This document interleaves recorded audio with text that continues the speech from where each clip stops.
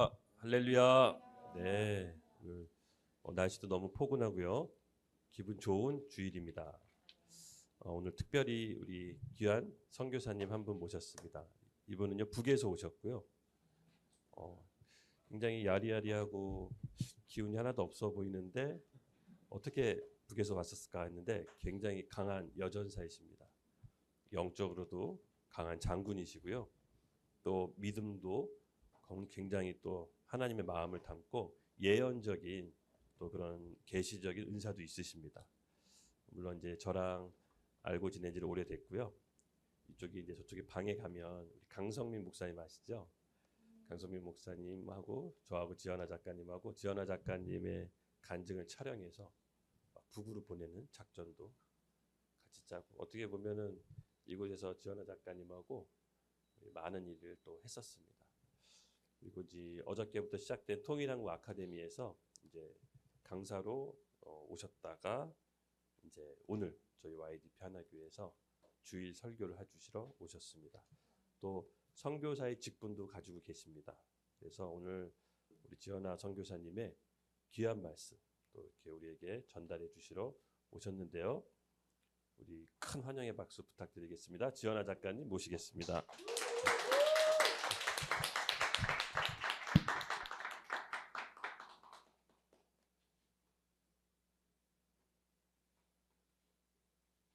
안녕하세요. 네, 반갑습니다. 네, 이런 거 뭐 없어도 되는데, 네, 좋습니다. 네, 작은 교회가 또 이렇게 정말 강 목사님에게서 들었는데도 강 목사님이 너무 칭찬을 많이 하더라고요. 네, 열매도 있고 굉장히 임재도 강하고 너무 강력한 영적으로 강력한 교회라고 하셔서. 네, 근데 여기 몇 번 왔습니다. 제가 몇 번 이제 북한 홀로코스트 관련돼서도 여기 몇 번 왔었고 이 장소에 몇 번 왔었는데 이제는 정이 든 것 같아요. 여기 정신가원. 예, 그죠. 일단 기도하고 시작하겠습니다. 하나님 감사합니다. 이 시간 주님 임재하시고 이곳이 당신의 초소로서의 그 역할을 감당케 하시옵소서. 사무엘에게 사무엘아 사무엘아 부르셨던 것처럼 하나님 우리를 부르셔서 예 사무엘이 여기 있습니다 라고 사무엘이 대답했던 것처럼 우리가 주님께 대답합니다. 우리가 여기 있습니다. 주님 말씀하시옵소서. 주님 오늘 우리가 성령님의 그 말씀을 듣길 원합니다.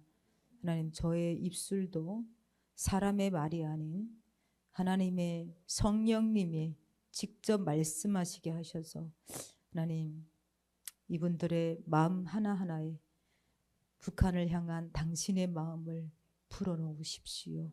감사하며 예수님의 이름으로 기도했습니다. 아멘. 네, 전 뭐 이제는 탈북자라고 하면 조금 좀 그럴 정도로 이제 18년 됐습니다. 한국에 온 지 꽤 됐죠. 그래서 뭐 저를 사실 탈북자로 많이 안 봐요. 저의 탈북자로 많이 안 보고 그런데 어쨌든 하나님께서 저에게 부여해 주셨던 것은 내 백성을 위해 가서 알려라라는 사명이었습니다. 그래서 저는 알리는 사명으로 지금까지 있었고요. 그래서 저 북한의 정말 그 영혼들 이제 이 마지막 때에 고난을 뚫고 나온 그들이 그들을 향한 하나님의 마음과 또 그 하나님의 마음을 담은 우리가 무엇을 어떻게 해야 되는지를 계속해서 교회들을 깨우며 그의 문을 두드리고 또 성도님들의 문을 두드리는 역할을 했습니다. 어찌 보면 뭐 나팔을 불고 깃발을 저는 나팔은 대충 부는데요. 나팔 아시죠? 이거 예. 쇼파르는 조금 부는데 저희 딸이 잘 불러요. 저는 깃발을 한 저기 말레이시아 싱가포르 쪽에서 깃발이 오는데 개당 대짜는 한 40만 원씩 합니다. 작은 게 한 20만 원 하는데 이제 몇백만 원 사가지고 여기저기 깃발을 나눠줬었죠. 그래서 하나님께서 대한민국 곳곳에 깃발을 꽂으라라는 이렇게 감동을 주셔서 킹덤 예슈와 뭐 이런 거를 새겨가지고 이렇게 판매하는 거를 사가지고 이것저것 다니면서 제주도에서도 흔들고, 이 깃발의 의미는 우리 구약에 보면 깃발이 많이 나올 거예요. 근데 깃발의 의미는 승리를 나타내요. 그래서 뭐 다른 거 볼 것 없이 각 나라마다 깃발이 있는 거잖아요. 그거는 이제 뭐라고 하면 나라를 대표하는 깃발이거니와 내지는 우리는 이런 사람들이다라는 거를 깃발에 또 나타내는 거예요. 깃발에 보면 그 깃발의 색깔과 무늬가 각양각색의 의미들이 다 있잖아요. 북한도 역시 마찬가지예요. 인공계에도 의미가 다 있는데 공산주의의 의미, 사회주의의 의미, 또 태양신의 의미가 다 들어있어요. 그래서 킹덤의 깃발을 지금 흔드는 것이 굉장히 중요한 때여서 몇 년 전부터 깃발을 계속 흔들었었어요. 그래서 대한민국 끝에 가서 흔들어라 해서 이제 또 마라도에 가서 또 이제 흔들고 땡볕에 애들 데리고 가서 예배하고 그랬었는데, 그래서 대한민국 곳곳에 깃발을 꽂으라라는 이렇게 마음을 주셔서 꽂고, 그리고 이제 또 우리가 이렇게 집회랑 할 때 보면 특히 이제 민노총에서 깃발을 많이 들잖아요. 예. 그 의미가 우리가 여기 있다라는 거거든요. 우리는 승리한다라는 거거든요. 또 우리의 존재가 어떤 존재다라는 것을 나타내는 거거든요. 아무튼 그렇게 이제 하나님의 메신저의 역할을 많이 이제 해봤었습니다. 이제 저의 간증을 좀 들으셔야 이제 북한이 딱 뭐 다들 인터넷에서 아실 거예요. 이제 뭐 제가 크게 얘기 안 해도 다 인터넷에 나와 있고 이런데, 저는 뭐 18년 됐고 한국에 왔을 때 정말 저도 뭐 이런 청바지 많이 입었죠. 한국에 와서. 근데 북한에서는 못 입습니다. 청바지. 청바지 입으면 정치범 수용소에 가요. 이제 미국 거라고 해서. 그런데 제가 좀 놀랬던 게 찢어진 청바지와 그냥 청바지와의 가격 차이. 어느 게 더 비쌀까요? 찢어진 게 더 비싸죠. 우리는 북한에서 찢어지면 꼬맸거든요. 근데 여기서는 안 찢어진 게 더 비싼 거야. 그래서 그런 거에 놀랐고, 아무튼 어떻게 산에 나무가 많지? 네. 우리는 여러분들도 인터넷으로 봤겠지만 산이 다 민둥산이잖아요. 근데 왜 민둥산일까요? 네, 땔감. 어느 나라나 마찬가지예요. 산에 나무가 많으면 부요한 나라예요. 산에 나무가 없으면 굉장히 이제 못 사는 나라죠. 우리가 일제 시기 때까지만 해도 해방되기 뭐 구멍탄 떼던 시기도 있었고, 그런데 그때만 해도 그때 서울 보면 완전히 뭐 지금 북한이나 마찬가지인 그런 것을 볼 수가 있어요. 근데 산에 너무 나무가 많으니까 대체 이 사람들은 뭘로 밥을 해 먹지? 약간 그런 호기심이 있었어요. 근데 보니까 가스, 전기로 해 먹더라고요. 거기에서 이제 또 한 번 놀랐습니다. 그래서 전 북한에 있을 때 우리가 남조선을 그냥 한 방에 이길 수 있다라는 말이 무슨 말인가 했어요. 근데 이 가스가 다 연결돼서 이제 폭탄 하나만 딱 이제 떨구면 그 가스가 통째로 뭐 폭발한다 이런 말 들었거든요. 근데 실제로 그런 게 있어서 야, 이거 전쟁 일어나면 이거는 조금 위험한데 약간 이런 느낌? 예, 그리고 이제 전기로. 근데 만약 정전이 가면 밥은 못 해 먹는 거잖아요. 그런데 또 보니까 부탄가스가 있더라고요. 부탄가스. 또 그걸로 이제 또 하고. 그래서 야, 진짜 이것은 우리가 어떻게 답을 찾을 수 있는 그런 나라가 아니구나. 그리고 또 뭐 음식물 쓰레기가 많이 나온 것도 참 이제 충격을 받았죠. 여러 이런 충격을 받으면서 저도 정착하기가 참 힘들었어요. 이렇게 이제 북한 생각만 하면 이제 계속 눈물 나는 거예요. 그래서 한 달 동안 밥을 못 먹었는데 그 한 달 동안 8kg 빠졌어요. 그래서 한 49kg, 48kg 그렇게 돼가지고 그랬었는데 처음에 오면 다들 탈북자들 밥을 못 먹어요. 하나원 국정원에서는 국정원에서 한 2달 동안 있거든요. 하나원에서 한 3개월 정도 있는데 그때는 밥을 잘 먹죠. 아무 생각이 없죠. 그냥 이렇게 있는데 딱 나와서 집을 배정받고 집 안에 아무것도 없이 혼자 우두커니 앉아 있을 때 그때 이제 막 몰려오는 거예요. 그 미안함, 나만 누리는 자유, 나만 왜 도망쳐 왔을까? 막 이런 느낌. 그렇죠. 예, 그래서 이제 우울증도 오고 뭐 그런 경험들이 다 있습니다. 저는 간단하게 얘기하면 저희 아버지가 이제 중국에서 태어나셨어요. 그래서 16살인 63년도에 두만강을 건너서 북한으로 가셨어요. 왜냐하면 이제 고등학교 가다가 버스 안에서 북한은 돈 안 내고 공부한다 라는 이제 소리를 듣고 그 길로 가방 메고 바로 이제 북한으로 넘어간 거예요.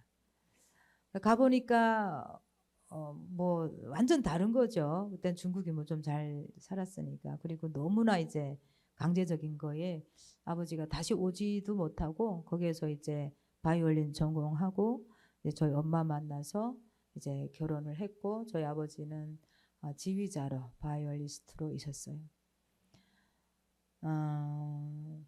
전 좀 아버지 성격을 좀 많이 닮은 것 같아요. 아버지가 좀 감성적이고 그리고 말로 할 수 없는 것들을 바이올린을 켜면서 그냥 우시면서 이제 그렇게 연주를 집에서 혼자 정전이 되면 저는 기타 치고 아버지 바이올린 하고 엄마하고 여동생 남동생 노래 부르고 이제 그렇게 저희 집이 좀 단란하게 있었었는데 그때 아버지가 바이올린을 켰을 때 이 풍진 세상을 만났으니 너의 희망이 무엇이뇨 아시죠? 예, 이게 이제 북한 당시의 사회에 대한 어쨌든 반감을 표출한 거죠. 그 상황을 나타내는 음악인데 그거를 이렇게 쭉 혼자 켜시더라고요. 언제 어떻게 알게 된 경로는 저는 잘 모르겠어요. 한국에 와 보니까 그런 이제 상황이었는데 그러면서 이제 저희 아버지 쪽은 할아버지 할머니 다 중국에 계시고 두 삼촌, 두 고모는 다 중국에 계시죠. 그래서 북한은 이제 자유가 없는 나라인 건 아시죠? 그래서 자유가 없고 이동의 자유가 없는데 북한에서 유일하게 중국에 친척 있는 사람들은 친척 방문을 여권으로 다녀오게 했습니다. 그래서 중국에 아버지가 친척 방문으로 이제 갔다가 거기에서 한국 라디오를 듣게 되었어요. 그리고 저희 고모, 큰 고모 딸이 한국에 있는 사람과 맞선을 보는 그런 시간이 있었어요. 고모네 집에서. 그때 이제 북한 사람과 한국 사람이 또 만나게 된 거죠. 본의 아니게. 그래서 어찌 보면 외삼촌이 북한 사람인 거예요. 우리 이제 저한테는 사촌 언니고 사촌 형부가 되겠죠. 그러면서 이제 온 밤을 그 사람이 알려준 KBS 라디오를 듣고 이제 남조선이 어떤 곳인지를 알게 된 거예요. 우리가 북한에서 배웠던 자유가 없고 미국의 식민지로 있고 아이들이 돈이 없어서 학교로 못 가는 그러한 사회가 아닌 거예요. 그래서 아버지가 와서 이제 계획 탈출을 말씀하셨어요. 뭐 저는 뭐 당시 저는 좀 사춘기였고 사춘기 좀 벗어나려고 하는 그런 18살이었고 북한은 17살에 학교를 졸업해요. 그래서 17살부터 공민증 발급이 됩니다. 공민증이 여기로 말하면 신분증이죠. 거기는 인민학교라고 해서 4년이고 지금 소학교로 바뀌었더라고요. 그리고 중학교, 고등중학교라고 해서 1년부터 6년까지 있어요. 총 10년이죠. 여기보다 2년이 늦어요. 네. 인원이 빠르죠. 예, 그래서 17살에 졸업하고 남자들은 바로 군대 가야 돼요. 예, 군대 가면 13년 있어야 됩니다. 13년에서 지금 10년으로 바뀌었더라고요. 여자는 5년 군생활, 원래 7년이었는데 5년으로 이제 바뀌었고요. 저는 이제 북한에 있을 때 책을 좀 많이 좋아했었어요. 근데 북한의 책이라는 게 한계가 있거든요. 이제 김일성에 대한, 김씨 일가들에 대한 교양 자료, 그리고 거짓 소설 뭐 이런 것들인데 다 이제 충성심을 발휘하는 그러한 소설입니다. 그래서 이제 그 도서관에 가면 해외 저거를 이제 북한 말로 이렇게 무슨 나비에 관한 뭐 만화 같은 건데 좀 이렇게 두꺼운 이제 그림은 조그맣게 있고 글로 이제 많이 적어 놓은 책들이 있어요. 그런 거를 주구장창 많이 이제 봐왔고, 외국 도서는 제가 이제 북한 보위부, 여기를 말하면 국정원인데 보위부 사람들에게는 해외 추리 소설을 무조건 보게 해요.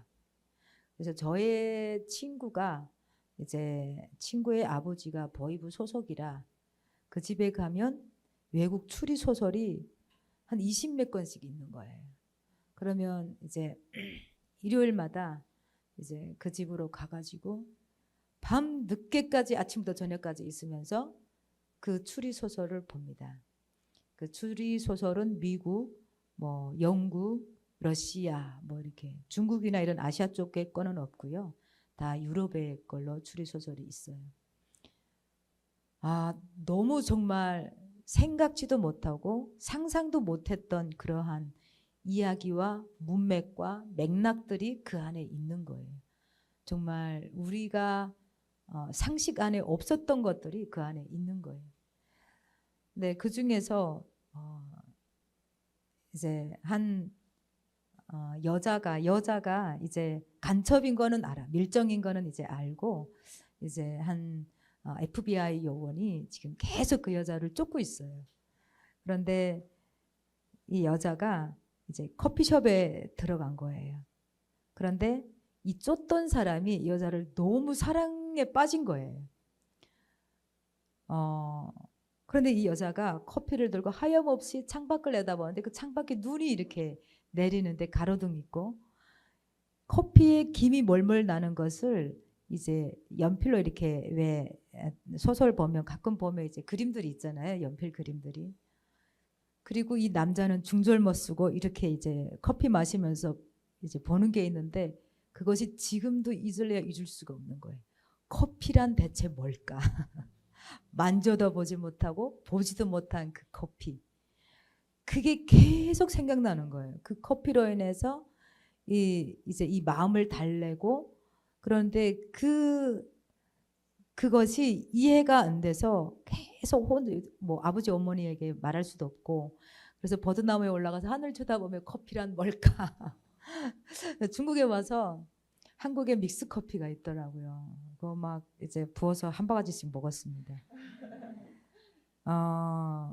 그런데 제가 영국 갔을 때, 런던에 갔을 때, 그 그림과 제가 한 14살, 15살 때 보았던 그 책에서 보았던 그림이랑 너무 유사한 장소가 런던에 있는 거예요. 그래서 런던의 커피숍에 앉아 있었던 이런 일도 있었는데, 아무튼 그래서 저희가 이제 탈북을 하게 됐습니다. 그래서 이제 아버지는 두만강 상류로 건너고 우리는 두만강 중류로, 저와 엄마와 여동생과 남동생은 두만강 중류로 건넜어요. 그때는 온 집안 식구가 이렇게 같이 가면 의심을 받거든요. 여기 이제 코로나 때 5인 5호 담당제처럼 그렇게 할 때도 있던데 약간 북한의 문화를 따라하는 것 같아서 저도 살짝 겁나더라고요, 코로나 때. 그러다가 이제 저희가 예를 들면 뭐 3일 후에 어느 집에서 만나자 이렇게 된 거예요.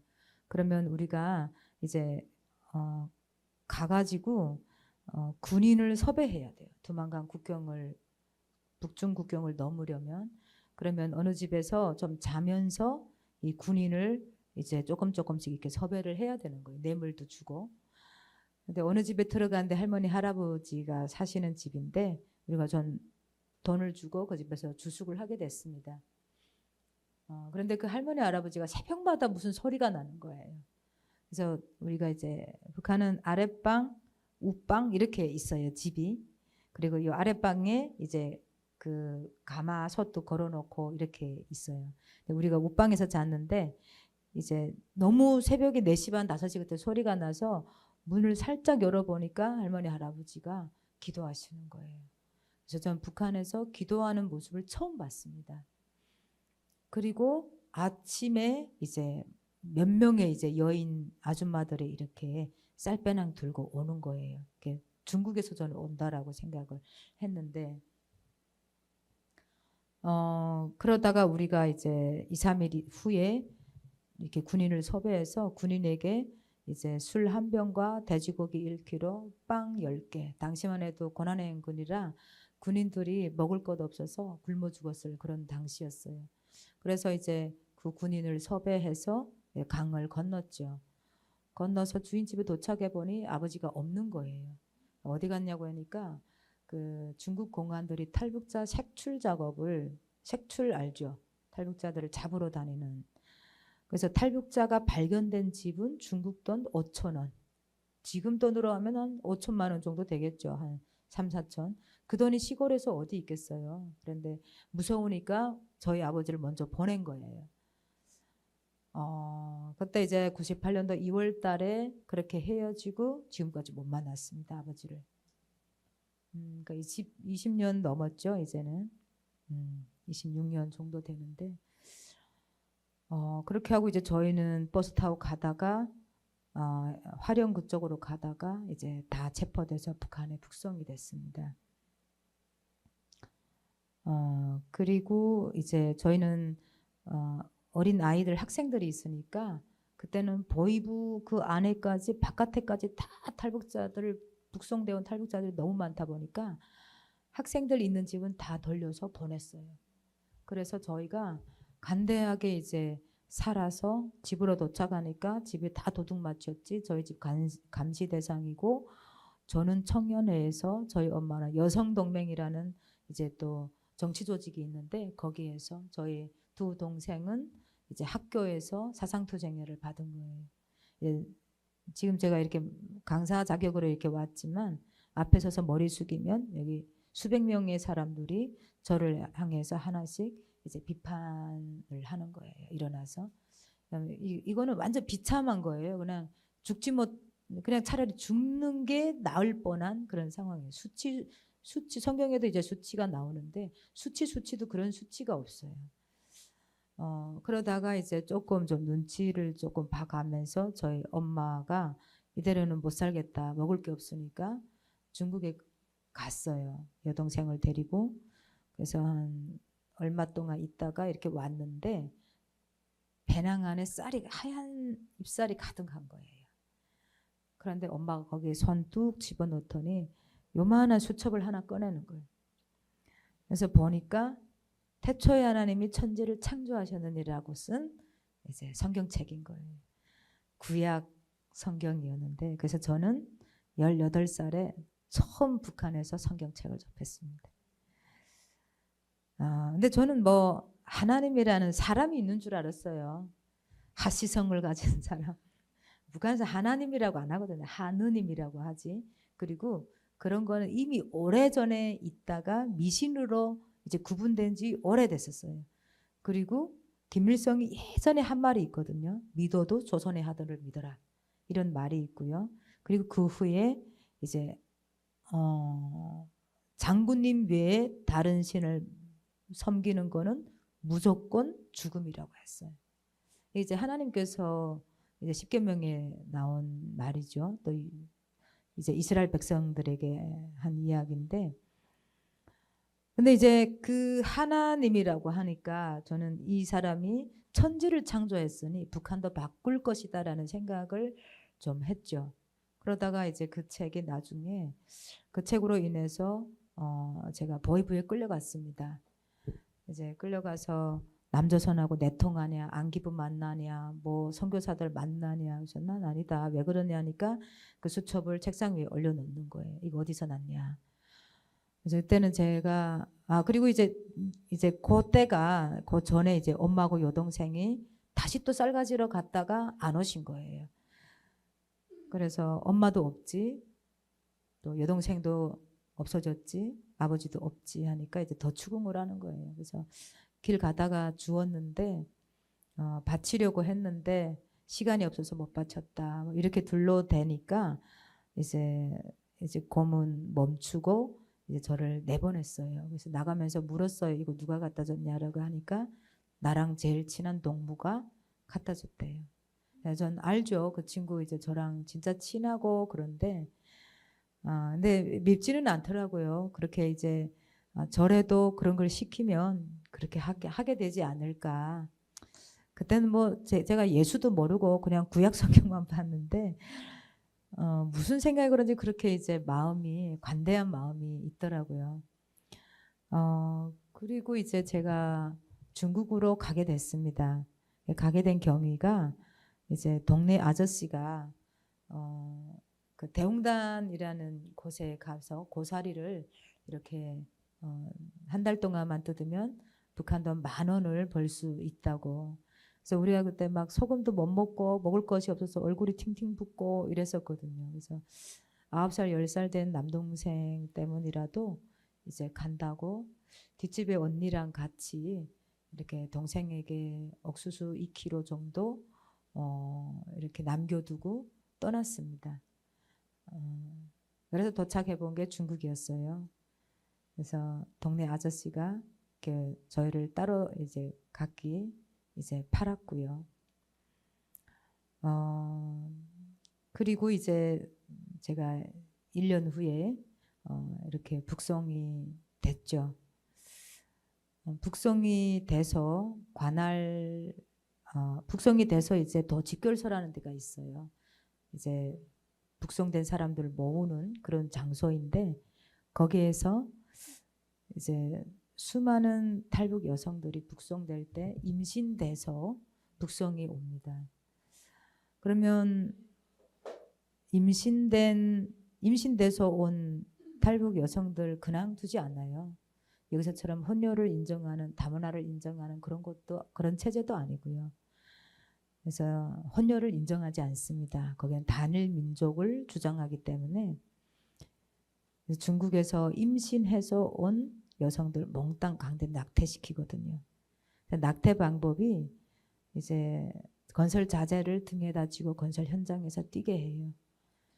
그리고 이제 두 번째는 비가 오고 눈이 오고 이러면 이제 머리에다가 임산부들을 복도에 쭉 세워놓고 머리에다 손을 얹고 이제 앉았다 일어났다를 100번 시키죠. 그러면 또 낙태가 되고 또 세 번째는 이제 아이가 그래도 이제 낙태가 안 되면 큰 아이들을 한 6개월, 7개월 넘은 아이들은 이제 낙태가 안 되면 아이의 머리가 있는 쪽에 주사를 넣습니다. 그래서 또 아이가 이제 잘못된 아이를 낳게 되고 또 마취 없이 강제 낙태 수술을 하죠. 그리고 이제 감옥이라든가 정치범 수용소라든가 거기에는 낙태 방법이 여러 가지가 있습니다. 그래서 임산부를 반듯하게 눕혀놓고 그 위에 널판지를 놓고 양쪽에 제수들을 널뛰기를 시키는 거예요. 그렇게 또 이제 낙태를 하고요. 네, 그때 제가 19, 20살이었는데 살아있는 사람들이 그 낙태되는 저거를 이제 갖다 버려야 되고 수습을 해야 되고 이래야 되는데 근데 저는 이제 하나님이라는 존재를 알게 되었고 근데 제가 중국에서 교회를 찾아갔었어요. 그래서 저는 하나님을 만나러 왔다고 하니까 그 조선족 전도사님이에요. 근데 그분이 하나님을 만나러 직접 찾아온 거는 탈북 여성 중에 처음이라고 하더라고요. 그래서 조금만 앉아 있어 보라고 이러면서 계속 얘기를 하는데 하나님이 안 와요. 그래서 하나님 왜 아직도 안 오냐. 그러니까 조금만 더 들어보라고 해서 또 얘기하는데 또 안 오는 거예요. 그래서 하나님 왜 아직도 안 오시냐. 그러니까 그분이 저를 찬찬히 보더니만 이 여자가 말하는 하나님이 내가 생각하는 그 하나님이 아니구나라고 판단하셨는지 이제 저보고 자매님 혹시 공기가 눈에 보입니까? 전기가 눈에 보입니까? 그런데 안 보인다고 하니까 그런데 이 두 개가 없으면 살 수 있냐? 전기 없이는 살아봤는데 공기 없이는 못 살겠다 하니까 하나님은 바로 그런 분이시다라고 이제 표현을 그렇게 해주죠. 비유를.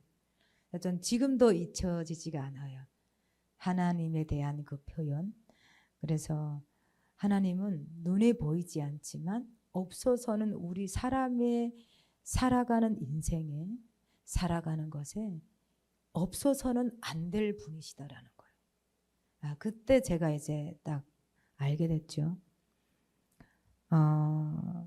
그런데 그 낙태되는 현장에서 그 어린 나이에 그거를 이제 경험을 하는데 그거를 보게 되는데 그냥 벽에 기대서 이제 울면 안 돼요. 그거를 보고 막 불쌍하다, 억울하다 이러한 생각도 가지면 안 되고 그러한 행동도 표출해서도 안 되죠. 그래서 벽에 기대서 이러고 있는데 한 호실장 언니가 저에게 다가오면서 귀에다가 얘기하는 거예요. 많이 힘들지. 그래도 우리는 나만을 위해서 기도해야 된다. 나만 교회를 위해서 기도해야 된다. 저는 사실 뭐 그때까지는 나만을 위해서 기도하고 뭐 이런 거는 해본 적이 없어요. 다만 제 안에서 하나님에 대한 그 원망이 늘 있었어요. 이게 뭐냐면 왜 하나님은 남한에만 계시고 북한에 안 계십니까? 이것이 저의 첫 번째 의문이었어요.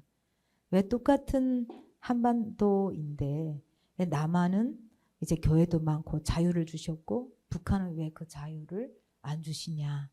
하나님이면 뭐 태양신이 무서워서 그런 것도 아니시잖아요. 근데 지금 그 원리를 모르겠는 거예요. 그래서 항상 그 남조선에 대한 그러니까 이제 하나님이 그 예를 들어서 딸이 2명 있는데 한쪽 딸만 계속 사랑하는 거예요. 그 여기는 애가 너무 잘 커. 먹을 것도 잘 주고 자유케 해가지고 애도 옷도 막 이러지 편안한 것도 입고 예쁜 것도 입고 있는데 이쪽에는 안 돼, 하지 마. 그리고 이쪽에는 계속 피만 흘려. 그 얘는 너무 불쌍하게 크는 거예요. 여기는 보지도 않는 것 같은 거예요. 그러니까 이런 개념에서 그러니까 이제 하나님이 그렇게 편애를 하면 우리 어떻게 써요? 이제 부모가 내 동생만 이렇게 편애를 하면 그 동생까지 미워지는 거예요. 그러니까 저는 남조선이라는 여기가 너무 싫은 거예요. 물론 내가 가고 싶은 곳, 저희 아버지가 가고 싶은 곳이었지만 미운 거야. 하나님의 사랑을 독차지하는 것 같아서. 그 어린 마음에 그런 게 있었더라고요, 제 안에. 그래가지고 그 언니를 밀어냈어요. 물론 이제 그 전에 그 언니랑 이렇게 그 언니도 중국에 있을 때 교회 다녔고 저도 교회 다녔었으니까 서로 이렇게 눈빛만 봐도 알죠. 그런데 제가 우연히 대화할 때 이렇게 남조선에 대한 반감을 늘 표출을 했었나 봐요.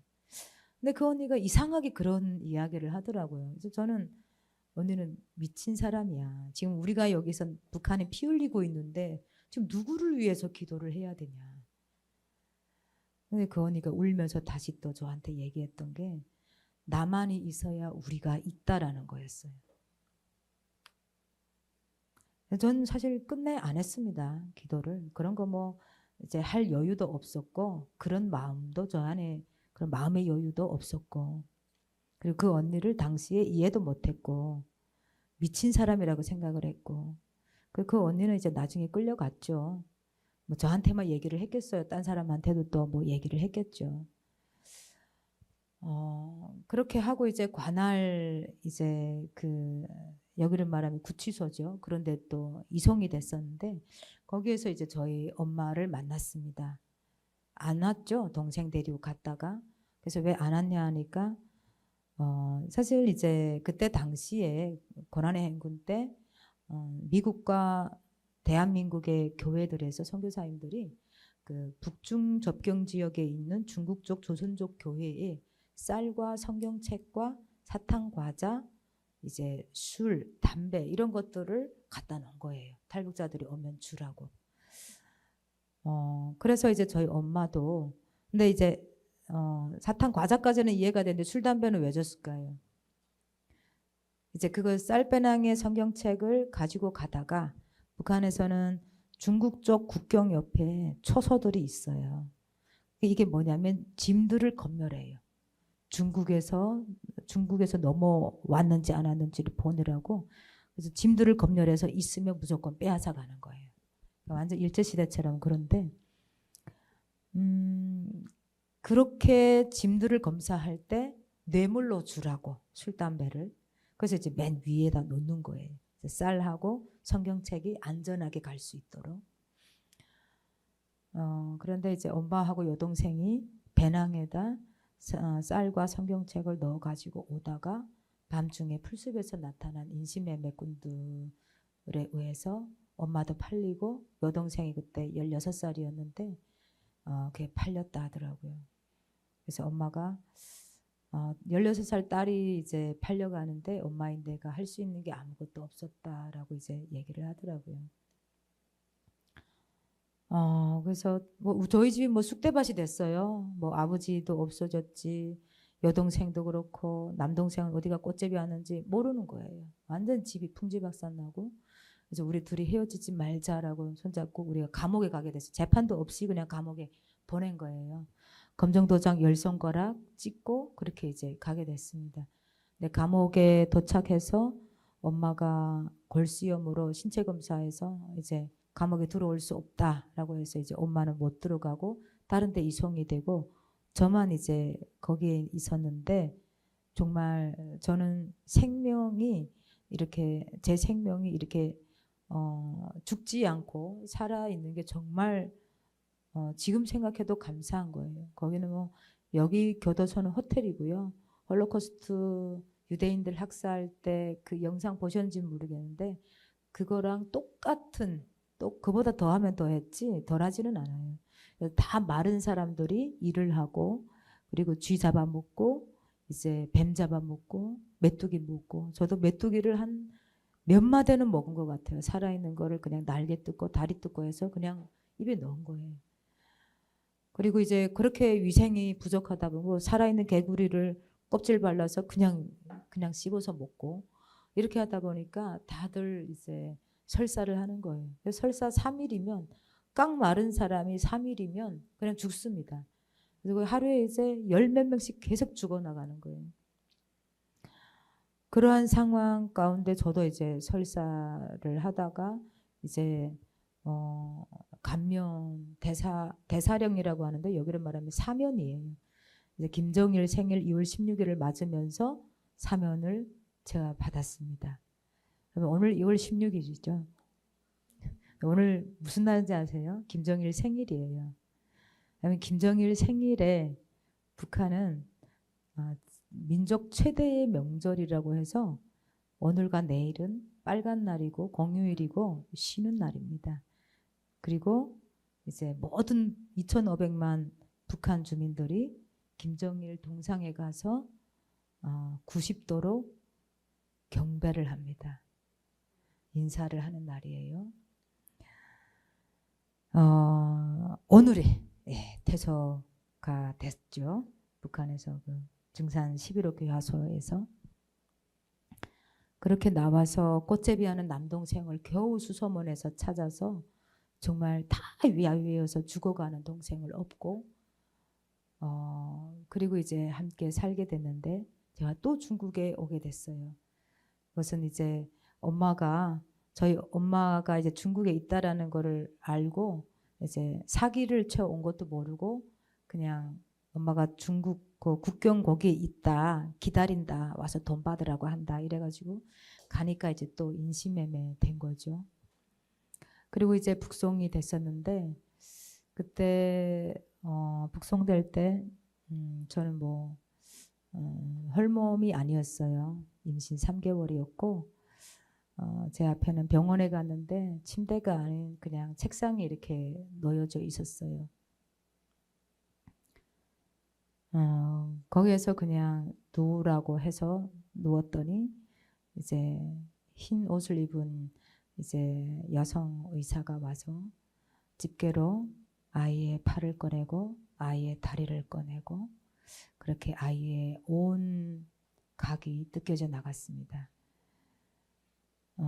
마취 없이 수술을 하는 것 자체 경악이지만 아이의 팔과 다리 모든 몸을 집게로 뜯어내는 일은 전 세계 북한밖에 없는 것 같아요. 저는 그때 좀 뭐랄까 22살이었나 아무튼 2002년도였었는데 23살이었죠. 근데 좀 이런 생각이 들더라고요. 하나님은 우리의 아버지시고 우리의 왕이시고 우리는 왕의 자녀들이어서 왕자와 공주들인데 우리가 왜 이렇게 당해야 되는지 그게 이해가 안 되더라고요.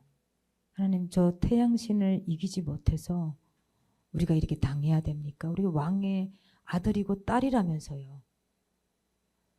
근데 왜 지키지 않습니까? 제 입에서 이게 나왔어요. 그래서 울면서 나의 아버지가 그렇게 능력이 없으십니까? 네. 그래서 그렇게 하나님을 좀 원망을 했죠. 우리는 살아서는 안 되고 우리 아이들도 이렇게 비참하게 죽어야 됩니까? 그죠? 우리가 무슨 이유에서 죽어야 되는지 좀 알자고. 그거 알 수가 없는 거죠. 근데 그때 하나님이 저에게 이제 막 출혈을 해가지고 끌려가서 이런 방 안에 이렇게 던져 넣어서 거기에 쓰러져서 이렇게 있는데 하나님이 그때 그러셨어요. 아프냐? 많이 아프냐? 나도 내 아들을 그렇게 잃었단다. 가서 내 백성을 위해 알려라라는 말씀을 하셨어요. 근데 제가 그 말씀을 듣고 무슨 생각을 했냐면 예수님이 십자가에서 죽으실 때 영화를 제가 몇백 번을 봤거든요. 그런데 볼 때마다 여러분은 어떻게 생각하세요? 그 십자가에서 예수님이 죽으실 때 그걸 보면서 어떤 감동이 있어요? 예수님이 저랑 똑같을 거예요. 예수님이 우리를 위해서 십자가에서 죽으셨구나. 예수님이 우리를 위해서 저 채찍질을 감당하셨구나.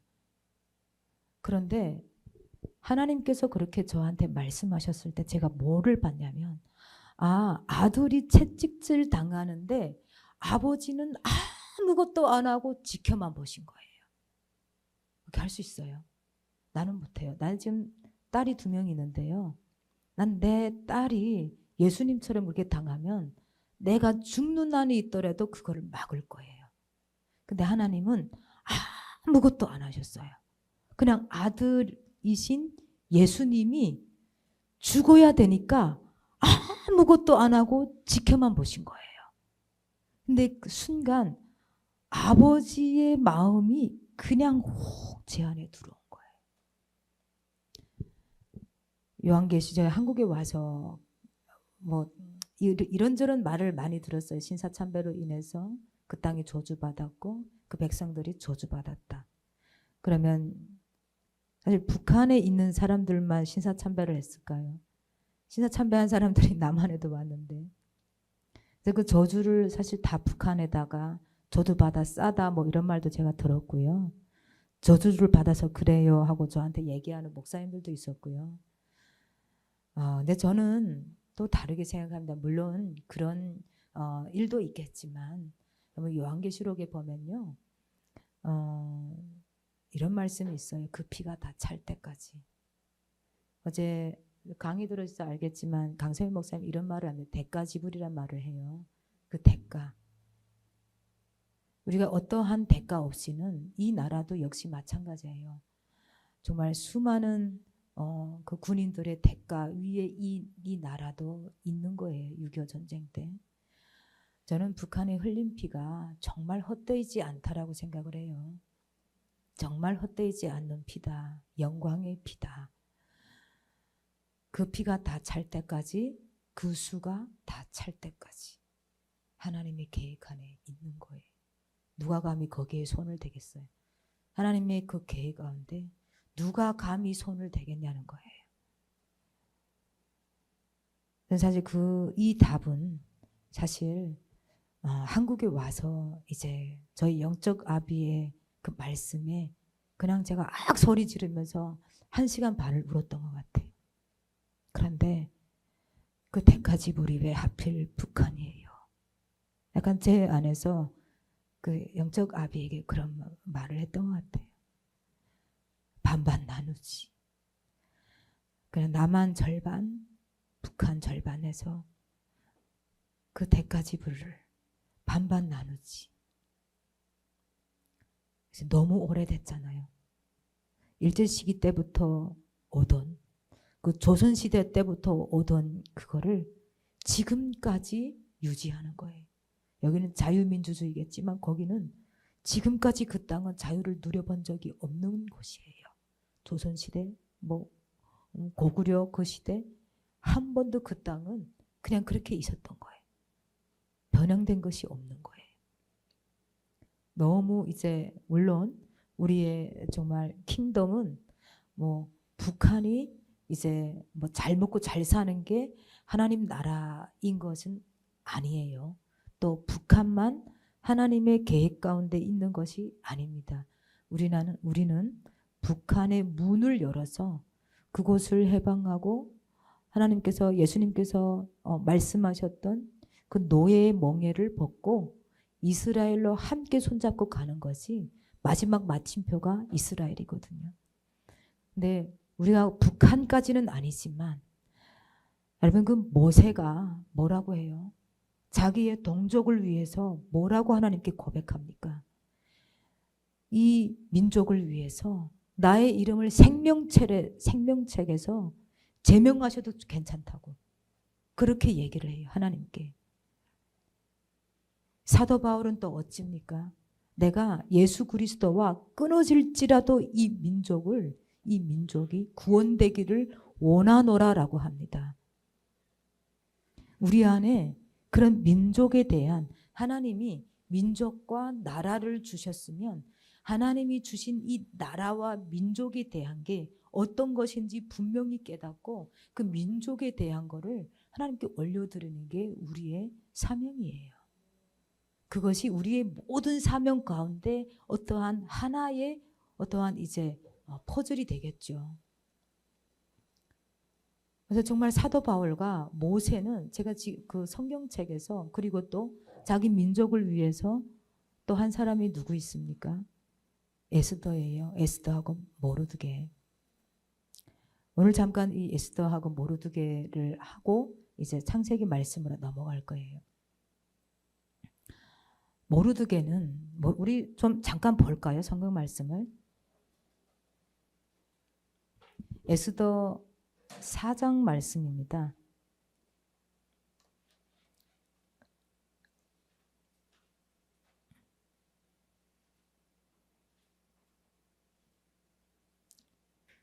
(4장) 13절 말씀이에요.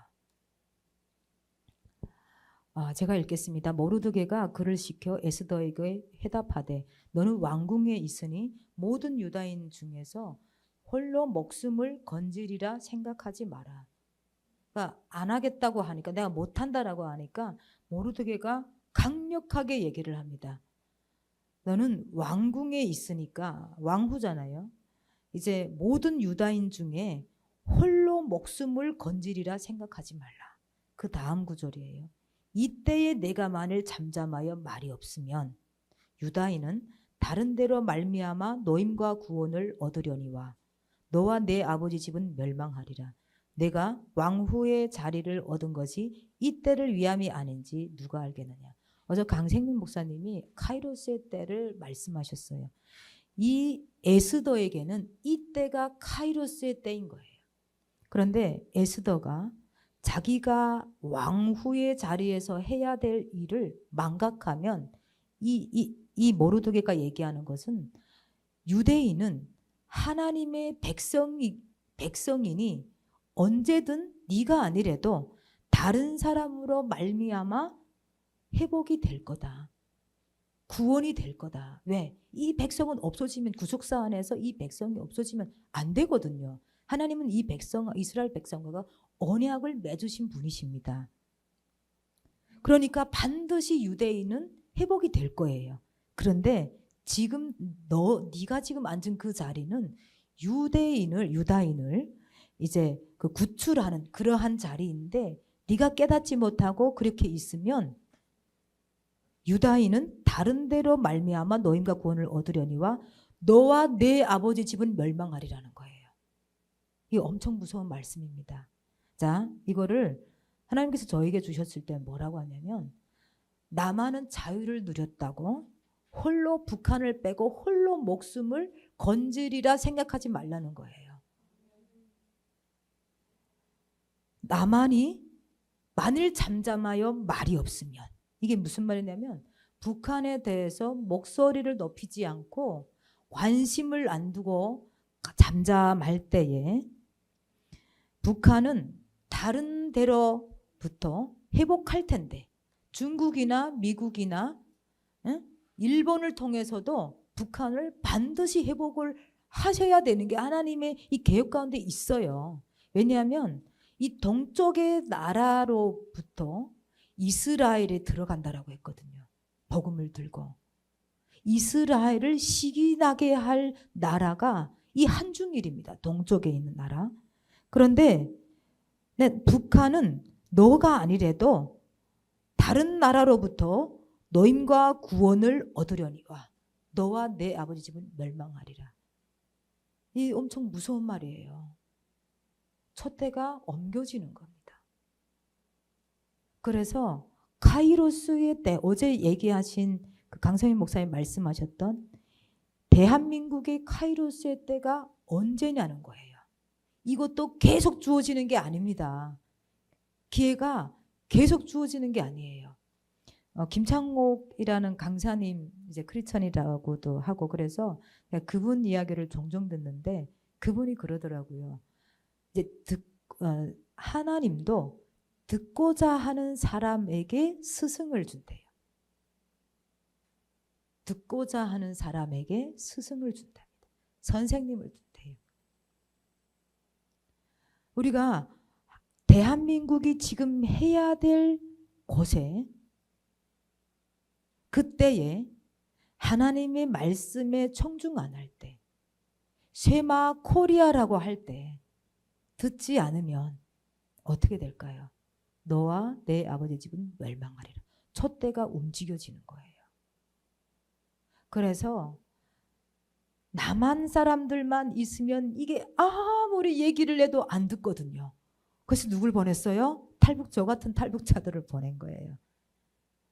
저는 북한에 있을 때 제가 18살에 첫 탈북을 했지만 이 대한민국에 와서 이 남조선에 와서 이러고 있으려고 누가 생각을 했겠어요.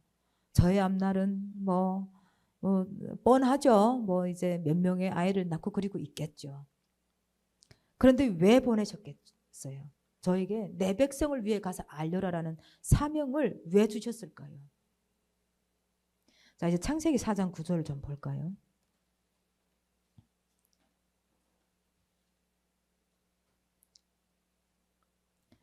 여호와께서 가인에게 이르시되 내 아우 아벨이 어디 있느냐? 그가 이르되 내가 알지 못하이다. 내가 내 아우를 지키는 자이니까. 여러분 오늘 이게 핵심이에요. 내가 내 아우를 지키는 자이니까. 하나님이 여러분들에게 말씀하십니다. 이 대한민국 교회에게 내 형제 북한이 어디 있느냐. 그런데 내가 내 형제를 지키는 자이니까 이렇게 고백하는 사람도 많이 있습니다. 아니 그냥 우리는 통일하기 싫어요. 이러는 사람 크리스찬인데 대놓고 저에게 얘기하는 사람이 있어요. 여러분 어제 강 목사도 얘기했지만 나만 잘 살자라는 이것을 내려놓으셔야 돼요. 성경에 그런 거 없습니다. 성경에 그런 게 없어요. 만약에 그것만 추구할 때 이미 하나님의 임재는 그곳에서 벗어납니다. 제일 두려워할 게 집이 없고 내가 지금 당장 먹을 게 없는 게 두려운 게 아니라 하나님의 임재가 더 이상 머물지 않는 게 제일 두려운 거예요. 아까도 우리 이제 김 대표랑 같이 차 타고 오면서 이제 말을 했지만 여러분 많은 사람들이 북한에 교회가 없다라고 합니다. 여러분 북한에 교회가 없습니까? 있습니다. 지하교회가 있어요. 여러분 없다라고 좀 생각했었다라는 사람 손 들어보세요. 3명 또 없어요? 여러분 그렇게 생각하실 수는 있어요. 왜냐하면 워낙 또 인지도가 있는 사람의 또 이야기를 들으셨죠? 유튜브도 그렇고 페이스북도 그렇고. 여러분 저는 지하교회에 있던 사람이에요. 여러분이 생각하는 교회는 이런 건물이 있어야 되죠. 아니요, 하나님은 예수님이 말씀을 전하러 가실 때 이런 큰 데서 하셨나요? 아니에요. 강가에서 하셨어요. 벌판에서 하셨어요. 오병이 여태 보면 그 벌판에서 상중통에서 그 5,000명이나 왔던 거예요. 이게 5,000명은 남자 수만 5,000명이에요. 그런 데서 하셨어요. 여러분들이 생각하는 교회란 어떤 교회입니까? 우리가 생각하는 주님의 몸이란 어떤 몸인 거예요? 여러분 교회는 주님의 몸입니다. 교회의 머리는 뭐예요? 예수님이잖아요. 주님의 몸은요. 머리만 북한에 있고 몸이 없어요. 하나님 그런 분 아니세요. 킹덤은 킹덤의 가치와 권위와 그 역할을 하시는 거예요. 하시는 거예요. 여러분 태양신이 북한이 아까 제가 말씀드렸죠. 김씨 일가 외에 장군님 외에 수령님 외에 다른 신을 섬기면 안 된다라고 얘기를 합니다. 그런데 남한 교회에서 북한에 교회가 없어. 아니 이렇게 되면 어떻게 되겠습니까? 북한 장군님이 얘기하는 게 맞아. 이렇게 되는 거예요. 아니 우리가 왜 태양신의 편에 들어야 돼요? 예수님은 시리아에도 계시고요. 이슬람에도 계십니다. 이슬람에도 여러분 내색 안 하고 예수님 믿는 사람들 얼마나 많은데 지금 막 중동이 돌아오고 있어요. 레바논이 돌아오고 있어요. 레바논이 크리스찬 대통령이 세워졌습니다. 여러분 그 엘리야가 로뎀나무 밑에 있을 때 하나님 뭐라고 하십니까?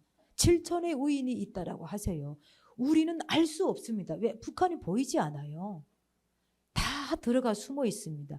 중국이 아까도 얘기했지만 중국은 지금 부흥이 오고 있어요. 부흥이에요. 왜?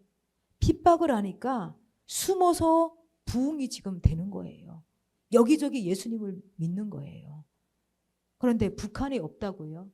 누가 그래 예수님의 몸이 없다라고 얘기하는 사람 저랑 맞짱 뜨면 됩니다. 맞짱 뜨면 돼요. 예수님은 곳곳에 계시는 거예요. 마을마다 거울마다 다 계시는 거예요. 왕이신 예수님이 북한에 안 계신다고 저는 그걸 인정하지 못합니다. 제가 아까도 간증했지만 그 할머니 할아버지 감옥에서 저에게 나만을 위해서 기도해자고 했던 그 언니 많이 있었어요. 감옥 가서 서로 기독교인이니까 이제 눈만 껌뻑껌뻑하면 기도하는 걸로 화장실에 가서 기도하고 없습니까? 이런 건물이 북한에는 필요 없습니다. 이런 건물에만 임재 있고 건물이 없으면 임재가 없습니까? 예수님은 그럼 어떻게 다닌 거예요? 그래서 북한에 교회가 없다라고 하면서 은근히 태양신의 편을 드는 사람들 여러분 차단하십시오. 그런 말 들을 필요가 없어요. 예수님이 여러분들에게 뭐라 말씀하시는 예수님 북한에 교회가 있습니까? 한번 예수님께 한번 물어보세요. 성령님이 뭐라고 말씀하시는지. 내가 힘이 없느냐? 내가 지혜가 없느냐? 지혜의 왕이고 위대하신 왕께서, 유일하신 왕께서 그걸 못 가르치신다고요? 김정은도 갑자기 예수님이 임해서 돌아와서, 아니 예수님 만세를 부르면 어떻게 할 건데요? 건물을 또 운운할 건가요? 아니죠. 그래서 저는 좀 이 말씀을 좀 하고 싶습니다. 제가 좀 핸드폰 하나, 아니 잠깐만요. 잠시만요. 죄송합니다.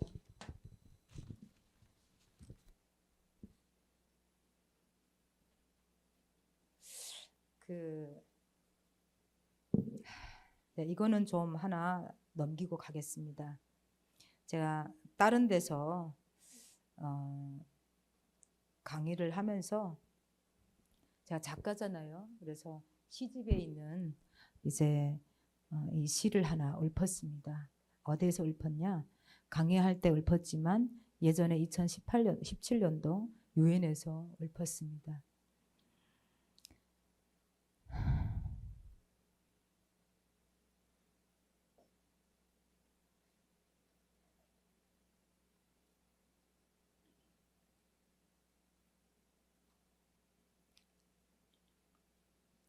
그랬는데 제목이 정말 거기 아무도 없나요? 라고 할 때 영국의 대사님이, 우리나라 대사님도 아니고 영국의 대사님이 이런 말씀을 하셨어요.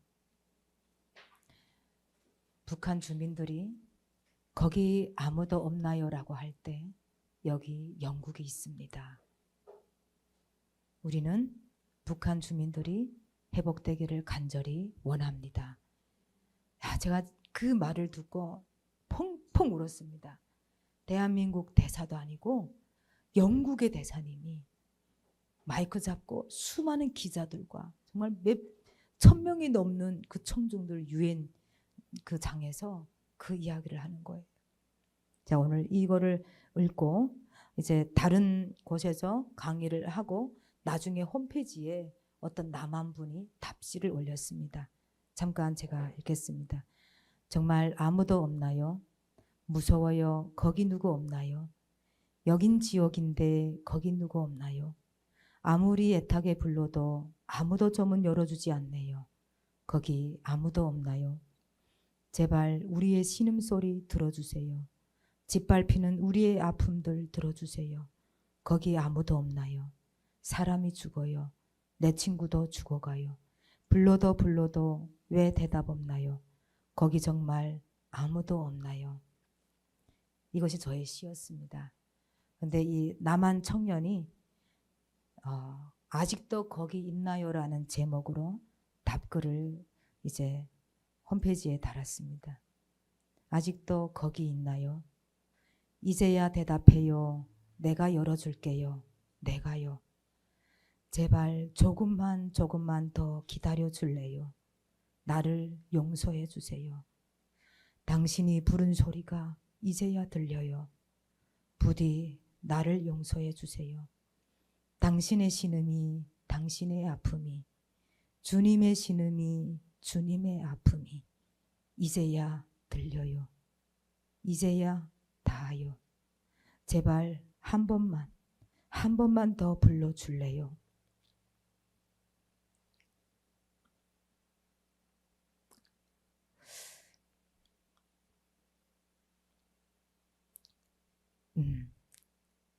이런 거였습니다.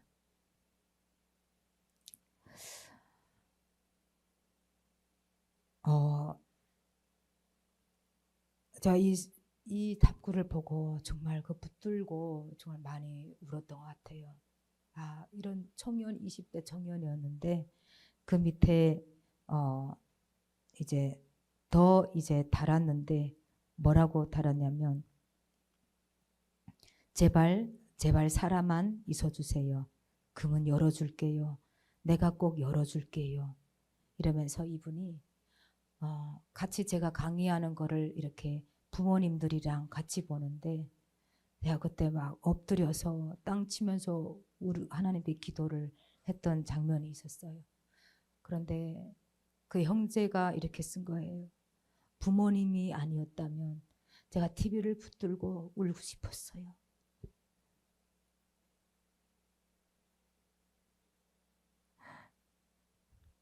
그분이 이렇게 달았습니다. 안녕하세요. 전 라이트하우스 기도등 233번으로 받은 중보자입니다.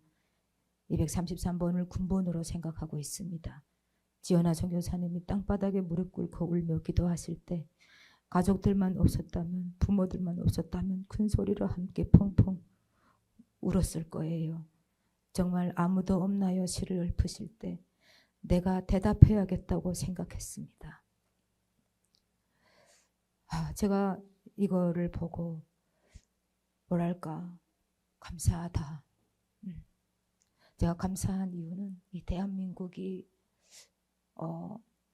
정말 건국때 북한으로 인해서 많이 망가지고 그랬는데 흑안 사업 안 두고 우리가 여기로 왔는데 그래도 우리를 밀어 안 내고 이렇게 반응해줘서 거기 아무도 없나요? 라고 할 때 반응을 해줘서 정말 감사하다.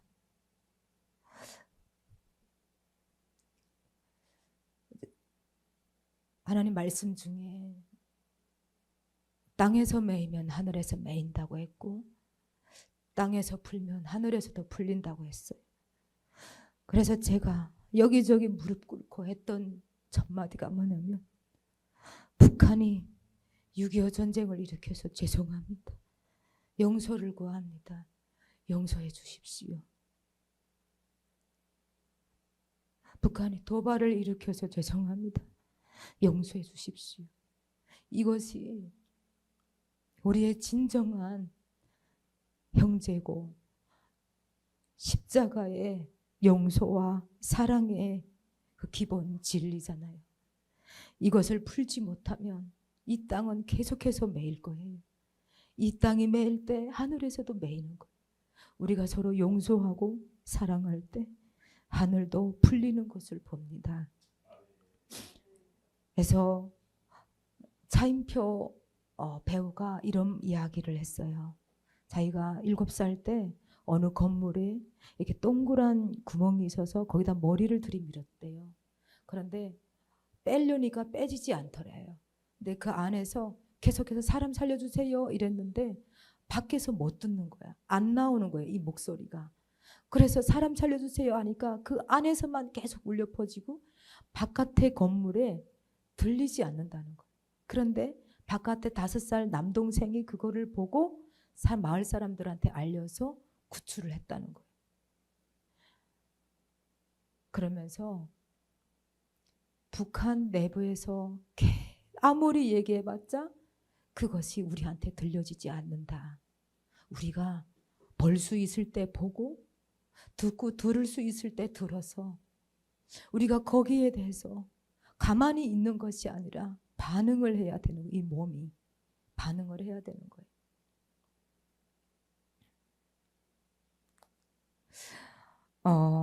그래서 저는 이 아브라함도 자기 조카 롯이 이제 롯의 가족이 다 뺏겼잖아요. 그 사로잡혀 갔잖아요. 그때 아브라함이 그 소식을 듣고 어쨌어요? 318명을 데리고 가서 단까지 쫓아가서 모두 데리고 옵니다. 왜 데리고 왔을까요? 가족이니까 데리고 왔습니다. 북한이 우리의 가족이라고 생각할 때 우리는 그들을 외면할래야 외면할 수가 없는 거예요. 저는 이런 말을 합니다. 룻과 나오미의 이야기에서 어머니의 하나님이 나의 하나님이 되고 어머니의 백성이 나의 백성이 된다. 그 이방인이 뭘 알겠습니까? 하나님의 백성인 그 유대인의 그 내막을 어떻게 알겠냐고요.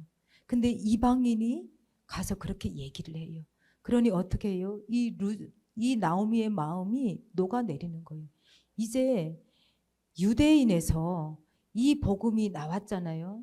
이제 마지막 때는 이방인이 이 룻과 나오미의 이야기가 그대로 이스라엘에게 마지막 때는 가야 될 때입니다. 그러려면 우리가 어떻게 해야 됩니까? 여러분의 하나님하고 나의 하나님, 남한의 하나님과 북한의 하나님은 동일한 한 아버지예요. 이름이 다른가요? 아니에요. 이름이 같아요. 여호와. 한 아버지예요. 그래서 우리는 뭐예요? 한 형제 자매인 거예요. 그래서 저들을 가족이라고 생각할 때 아브라함처럼 즉시 가족. 거기에서 이제 이 창세기 뭐라고 표현했냐면 훈련된 자 318명이라고 해요. 우리가 여기서 훈련되지 않으면요, 저 같은 사람이 계속 얘기하고 또 계속해서 우리가 이 메신저들의 말을 듣고 하나님께서 우리에게 지금 준비하라고 하는 것이 무엇일까? 그 318명처럼 준비됐을 때 가족이 위험에 닥쳤을 때 바로 가서 구출할 수 있는 이러한 마인드가 우리 안에 있어야 되는 거예요. 하나님 말씀하십니다. 나는 준비됐는데 너희들은 준비됐느냐? 그리고 또 하나, 여러분 익숙한 거에 익숙이 되면 안 돼요. 익숙한 거에 익숙이 되면 안 된다는 게 무슨 말이냐면, 여러분 저 북한 사람들은 북한은 계속해서 눈물 흘리니까 그래 저 사람들은 눈물 흘리는 자야. 피를 흘리니까 그래 저 사람들은 뭐 맨날 피 흘렸는데 38선 원래 저렇게 38선이 있었는데 여러분 38선이 익숙해지면 안 돼요. 하나님은 말씀하셔요. 나는 저것이 익숙하지 않다. 너희는 익숙하느냐? 나는 익숙하지 않다는 거예요. 하나님은 저 38선이 익숙하지 않아요.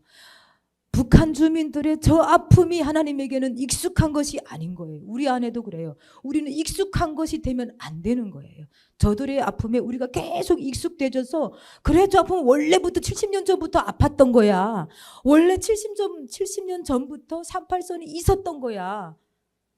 계속 저들은 죽어 나갔어. 그래 뭐 어제 오늘 일도 아니고 죽었었잖아. 계속 눈물 흘렸었잖아. 계속 아팠었잖아. 이러는 거예요. 아니에요. 우리는 거기에 들어가면 원수에게 문을 열어두면 안 되는 겁니다. 들어와 이러는 것이 아니라 예수님 우리가 지키겠습니다. 오늘 말씀처럼 우리가 지키겠습니다. 내 형제는 어디로 갔느냐, 내 자매는 어디로 갔느냐라고 할 때 우리가 저들을 지키겠습니다.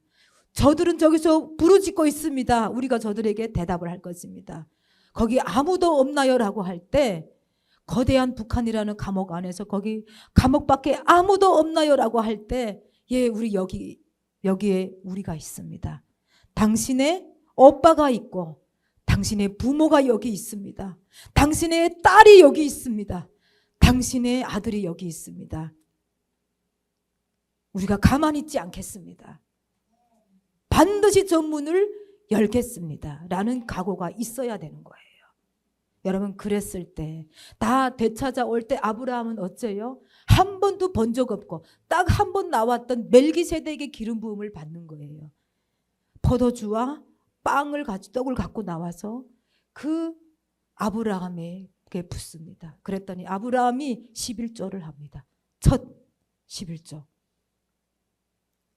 우리가 아브라함이 받았던 내 가족을 되찾아올 때 모세가 자기의 백성을 위해서 부르짖었던 것처럼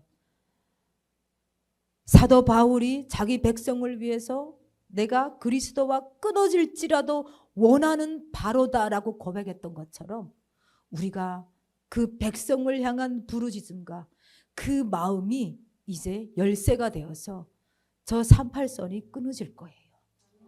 확신합니다. 그것이 키입니다. 우리의 하나된 마음. 그래서 엘리야가 한탄을 했어요. 저 혼자밖에 없습니다. 가족이 하나가 돼야 되는 거예요. 가족이. 그래서 엘리야가 그 7천의 의인이 있다는 이야기를 듣고 손바닥만한 구름으로 인해서 이 엘리야가 다시 희망을 찾고 어때요? 자기의 겉옷을 어떻게 합니까? 누구에게 줍니까? 엘리사에게 줍니다. 여러분, 여러분들에게 지켜내야 된다라고 하는, 반드시 그 킹덤 안에 주님의 몸으로 있을 때 여러분들에게 신부의 새 겉옷이 입혀질 거예요. 엘리사가 그 겉옷으로 요단강을 내려칠 때 무슨 기적이 일어납니까? 땅이 갈라져요. 물이 갈라져서 마른 땅이 나옵니다. 그 겉옷을 2025년 이 새로운 여정 가운데 취하시길 바라요. 지키는 자들이 취하는 겁니다.